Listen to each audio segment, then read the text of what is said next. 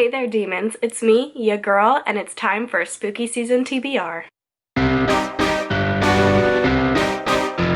October is truly my favorite month of the year, so in true 2020 fashion, I started off with a little bit of congestion and a cold. I have been pretty much laying in bed all week long, but I wanted to film my October TBR for you guys. So if my voice at any point sounds a little bit weak or crackly, that is why. I am doing okay. It is just a cold, but I really wanted to sit down and film this TBR because there are a lot of really cool things happening in the month of October in terms of booktube, and I'm very excited to participate. So there's actually two readathons that I'm really excited about participating in. The first one I'll be talking about is just really briefly going over the Fortnight Frights bingo. That readathon goes from October 18th to the 31st, and I will be leaving information about that readathon down below. I'm not setting a set TBR for that readathon just because it's a long way from now, and this mood reader can only set one set TBR,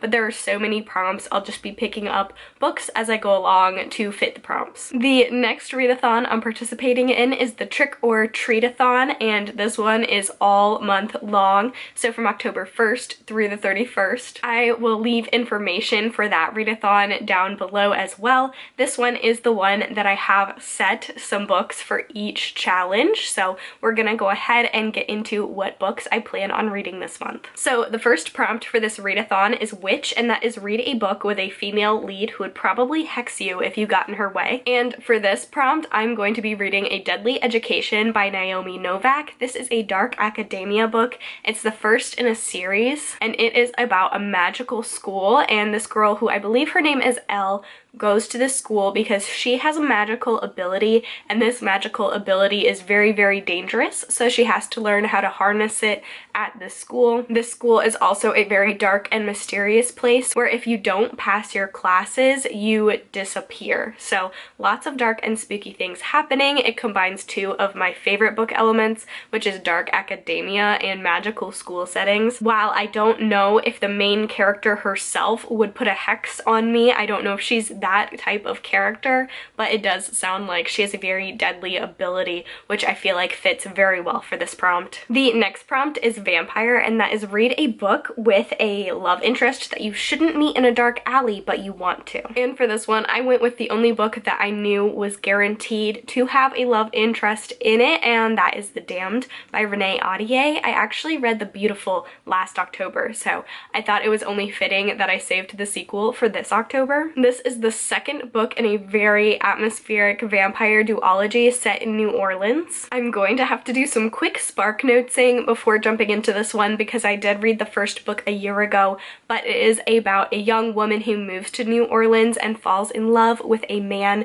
who is a part of the Court of Lions, who may or may not be supernatural creatures. This is a sequel to that book. The first one left out on quite a cliffhanger, so I'm excited to dive back into the world. Renee Audieh's writing is always so atmospheric and lyrical, and it's just the perfect writing style for a book set in New Orleans. The next prompt is Werewolf, and this is read a book only at nighttime, and for this I have two different options. So the first one is Night of the Mannequins by Stephen Graham Jones.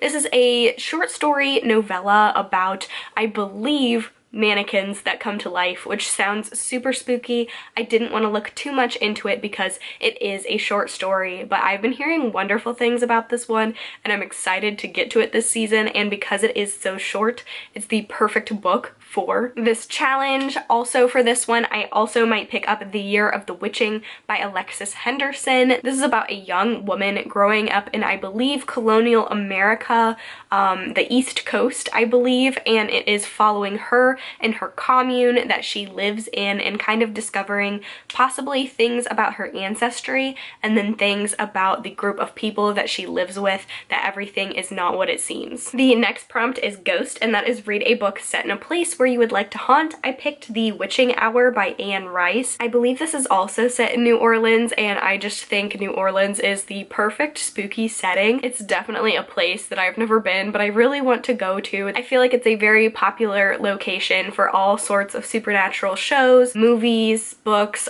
everything like that, because it's such a perfect spooky setting. I think it'd be really fun. if I was a ghost to haunt there. This was a fun prompt. I had never thought of that question before. I have only read one thing by Anne Rice, and that is Interview with a Vampire, and I'm really intrigued on reading more by Anne Rice. She is such a heavy hitter and such a pioneer when it comes to women in horror fiction, so I'm really excited to pick up another one of her books this fall. I don't know too much about this one other than the fact that it is set in New Orleans, at least for part of it, I believe, and then it is about a group of witches, so I'm excited to hear more about that. I believe there's also like a werewolf series she has as well that I think I have the first book of that series on my library holds as well, so I'd like to read at least one of them this fall, and then if I do like the writing style, I would be very interested in reading the other one. I really enjoyed Interview with a Vampire from what I can remember. I also really love the movie, so I think that I have the potential to really enjoy this book. The next prompt is Demon, and this is read a book that has more than one point of view, just like someone possessed by a demon. And for that one, I'm going with Queen of Shadows by Sarah J. Maas. I'm really looking forward to continuing on with the series, and since I am planning a primarily horror-based TBR for October, usually the books that I read in any given month are usually 50% fantasy, 50% horror, so throwing in a chunky fantasy book to break up some of the more horror-based books that I have on my TBR I think is going to be a really good idea. This is the fourth book in the Throne of Glass series by Sarah J. Maas, and I can't really give you too much of a description other than that, just because like with any high up book in a series, pretty much anything involving any of the characters or synopsis is going to be a spoiler, but I am looking forward to continuing on with the series. I'm hoping, knock on wood, to finish the series by the end of the year. The next prompt is Siren, and that is read a book that is recommended to you, and for this one I picked The Invisible Life of Addie LaRue by V.E. Schwab. Now, no one's really recommended this one to me personally, but every single person that I've seen pick this one up has absolutely loved it, and not just BookTube and Bookstagram, this book is also on the radar of a bunch of people I just feel like in general know about this book and are really excited about this book, so I feel like kind of the whole world is recommending this book to me, and let's be honest, I really want to read this book as soon as I get it in my hands, so I had to pick a prompt for this one. It is unlike anything V.E. Schwab has come out with before. This is a very character-driven novel about a young woman who makes a deal with a devil for immortal life because she wants her own agency and she wants to be herself. In order to get this immortal life and this freedom, she loses her name. Not only can Addie LaRue not use her name, but everyone who meets her immediately forgets her as soon as she leaves the room. I've heard this book is very atmospheric, very slow, and very character-driven, which are all things that I adore from books, so I'm very excited to pick this book up. The next prompt is Faye, and that is read a book that you have always been too scared to pick up. Now, for this one, I picked the book We Sold Our Souls by Grady Hendrix, which if you've seen any other videos of mine, you might be like, hold on, why are you scared to pick this book up? Grady Hendrix has consistently written books that I absolutely love. My Best Friend's Exorcism is one of my top 5 favorite books of all time, and I really loved both Horror Store and the Southern Book Club's Guide to Slaying Vampires as well. His books don't generally tend to be too horrific. They have a lot of satire and humor thrown in, which is part of the reason why I love them, so why am I scared of this book? This is the only Grady Hendrix novel that I have not read. It is for a reason. So the synopsis of this one is about a rock group band, and they're all trying to make it big, but then the band breaks up.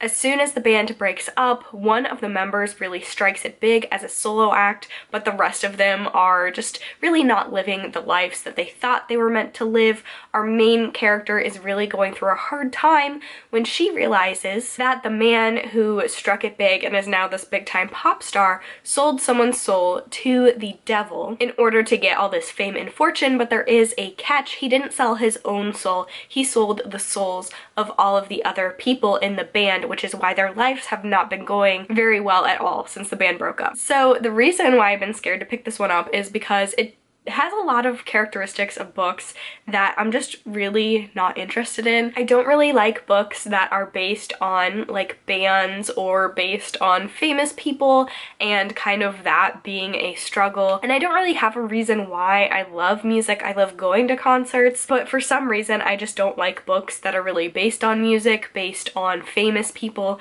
based on musicians. Nothing about this book is really a trope that I'm interested in other than like the deal with the devil thing. That is probably the most interesting part of this for me. So I think it's just a combination of it being the one I'm least interested in by Grady Hendrix, and then also it's the last book by Grady Hendrix I have left to read, so I'm just nervous to pick this one up. Just like I said, it's not a book I don't think I would have picked up had it not been for it being written by Grady Hendrix, but I know he has lots of spins on tropes, so I'm looking forward to that one and hoping that my love of the author will kind of outweigh the aspects about this book that I have traditionally not really liked in the past. And then the last prompt is zombie, and that is read a book that features a disaster. So for that one I had to go with The Living Dead by George A. Romero and Daniel Kraus. This one is a zombie fiction epic. It fits the prompt very, very well, and I'm excited to read it. George Romero knows how to do zombies in terms of films, so I'm very excited to see how that translates to written fiction. This one's also very, very large, so I'm a little bit nervous about it. I have picked up a lot of very lengthy books for this TBR, but since it is all October long, I do have a feeling that I will be able to finish all of them, at least fingers crossed. And then just in terms of other books that I'm going to make sure that I get to this month, and possibly when it gets closer to the Fortnight Frights Bingo Readathon, I'll be doing a separate TBR potentially for that one, but just some other books that I'm looking forward to reading this month. I really want to pick up Gyo this month. It's by Junji Ito, and this is about a small town that gets plagued by some sort of monstrous fish. I really enjoy Junji Ito's work, so I'm looking forward to picking this one up. I also want to get to Winter Counts by David Hesko von Bleewyden, and this is a vigilante thriller set on a Native American reservation. And then just because I feel like you can't really have an October TBR without including one of the kings of horror, I'm planning on reading something by Stephen King. I'm thinking about reading Nightmares and Dreamscapes. I'm not sure yet. Listen, I don't know if you may have noticed from this TBR, but I love big books. The bigger the better. I don't really tend to like short story collections all too much, so I really haven't read a lot of King's short story works, and I know some of his most iconic works are in short story collections. I've read some of his most iconic ones just individually on their own. I have read, for example, Rita Hayworth and The Shawshank Redemption, but I haven't actually read Night Shift, Different Seasons, Nightmares and Dreamscapes, any of these in their entirety, so I'm looking to maybe pick up one of these short story collections in the month of October. The Haunting of Bly Manor is also coming out this month on Netflix, so I'm looking forward to that. Haunting of Hill House, the TV show, is one of my favorite TV shows of all time, so I'm looking forward to this separate, unrelated season. I'm planning on rewatching some of my favorite movies, some cult classics like The Lost Boys, definitely going to be in there as well. And then I also last month started rewatching Criminal Minds, and that is a time investment that I'm happy to make, but a time investment. So I have a very full docket for the month of October. But that is going to be it for this video. I am planning on weekly vlogging every single week in October, talking about all of the spooky things I'm watching, I'm reading. Unfortunately, probably not going to be a lot of fall activities this year just because of COVID, but I am really looking forward to, I guess, taking that time where I'd normally be doing some fall activities and really consuming a lot of great horror fiction. So if you enjoyed this video, please give it a like, leave a comment down below, subscribe to see more of my face, more of my content, maybe when I'm not sounding so congested and gross. Hopefully, I'm hoping that I feel a lot better soon because I don't really want to spend all of my favorite month feeling pretty sick, but that is going to be the end of this video. Stay safe, stay well, and I will catch y'all in my next one. Bye!